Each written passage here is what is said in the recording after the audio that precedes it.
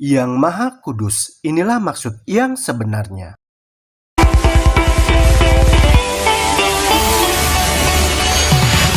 Salah satu nama atau gelar Tuhan adalah Yang Maha Kudus. Yang Maha Kudus adalah salah satu nama atau gelar utama Tuhan yang dituliskan dalam kitab Yesaya. Dan itu merupakan salah satu topik utama dalam kitab Yesaya. Ungkapan Yang Maha Kudus digunakan sebanyak 33 kali oleh Nabi Yesaya. Kata kudus itu merujuk pada kemurnian, kesempurnaan, dan kemuliaan tersembunyi Yahweh.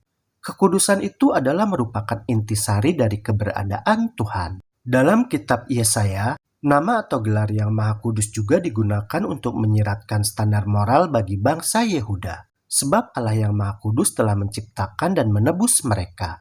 Sehingga bangsa Yehuda atau Israel harus hidup kudus. Panggilan kepada kekudusan tersebut adalah berakar dari hukum Musa. Dan hukum Musa itu adalah berdasarkan kepada Allah yang mengumandangkan kesempurnaan dirinya sendiri.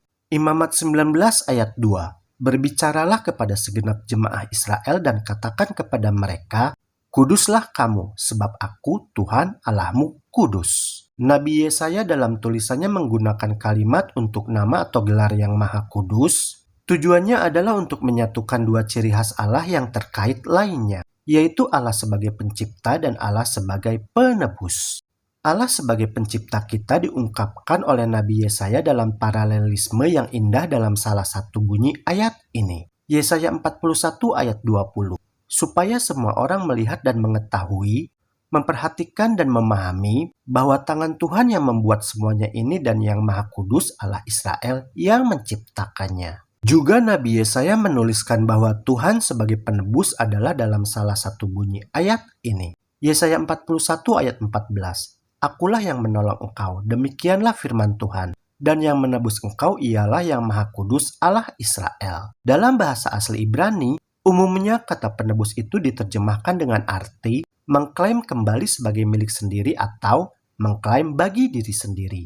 Tuhan sebagai pencipta, dalam hal ini adalah sebagai pencipta Israel, dan juga Tuhan sebagai penebus Israel, juga dituliskan dengan sangat jelas dalam bunyi ayat ini. Yesaya 43 ayat 1. Tetapi sekarang, beginilah firman Tuhan yang menciptakan engkau, hai Yakub, yang membentuk engkau, hai Israel. Janganlah takut, sebab aku telah menebus engkau, aku telah memanggil engkau dengan namamu, engkau ini kepunyaanku.